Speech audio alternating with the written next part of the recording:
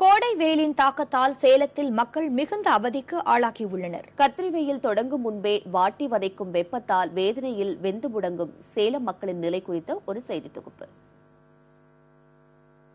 தமிழகத்தில் அதிகபட்ச வெப்பநிலை பதிவான நகரங்களில் சேலம் முதலிடத்தில் உள்ளது.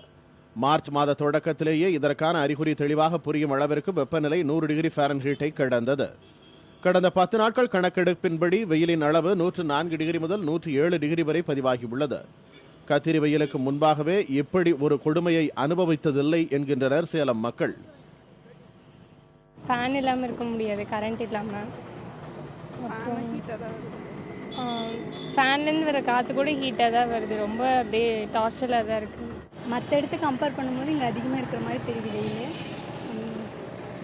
எதுவும் வெளியில் போகக்கூட முடியல. சும்மா ஒரு 5 நிமிஷம் வெயிலில் வந்தால் கூட ரொம்ப ஹீட் ஆகிடுது, முடியல. எதுவும் மழை இல்லாமல் ரொம்ப கஷ்டமாக இருக்குது.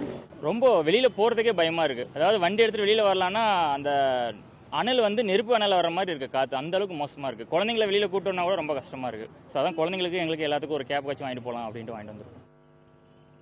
சேலம் மாவட்டம் முழுக்க 300க்கும் மேற்பட்ட ஏரிகள், ஏராளமான குளங்கள் என ரம்யமாக இருந்த சூழல் மாறியிருப்பதும் இயற்கை வளங்கள் அழிக்கப்பட்டதுமே இந்த வெயில் தாக்கத்திற்கு காரணம் என்கின்றனர் அறிவியல் ஆர்வலர்கள்.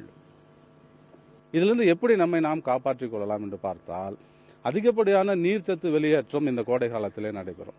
இதனால் திடீர் மயக்கம், சன்ஸ்ட்ரோக் என்று சொல்லக்கூடிய மூளை நரம்பு மண்டல தாக்குதல், வேர்வை கொப்பளங்கள், சரும தொடர்பான பிரச்சனைகள், அதிக தாகம், கடுமையான வெயிலினுடைய தாக்கத்தினால் ஏற்படக்கூடிய உடல் சோர்வு இவைகள் ஏற்படும். ஆகவே ஒவ்வொருவரும் நாளொன்றுக்கு 2 அல்லது 3 வேளை குளிர்ந்த நீரில் குளிப்பது நல்லது. உணவு சார்ந்த விஷயம் என்று பார்த்து கொண்டால், மசாலா காரம் இல்லாத உணவு வகைகள், எளிமையான கம்மங்கூழ், இந்த மாதிரி இயற்கை சார்ந்த விஷயங்களை நாம் பயன்படுத்தலாம்.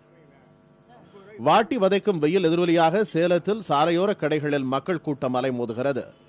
வெப்பத்திலிருந்து காத்துக்கொள்ள புதிதாக தொப்பி வாங்கி அணிவதும், உடலுக்கு குளிர்ச்சி தரும் பானங்களை உட்கொள்வதும் ஓரளவிற்கு சிரமத்தை தவிர்ப்பதற்கான வழிகளாக உள்ளன. சேலத்தை பொறுத்தவரை கோடை வெயில் மக்களுக்கு உடல் ரீதியான பாதிப்புகளை ஏற்படுத்துவதோடு மன உளைச்சலையும் ஏற்படுத்தி இயல்பு வாழ்க்கையை முடக்கி உள்ளது என்றால் மிகையாகாது. புதிய தலைமுறைக்காக செய்தியாளர் மோகன்ராஜ்.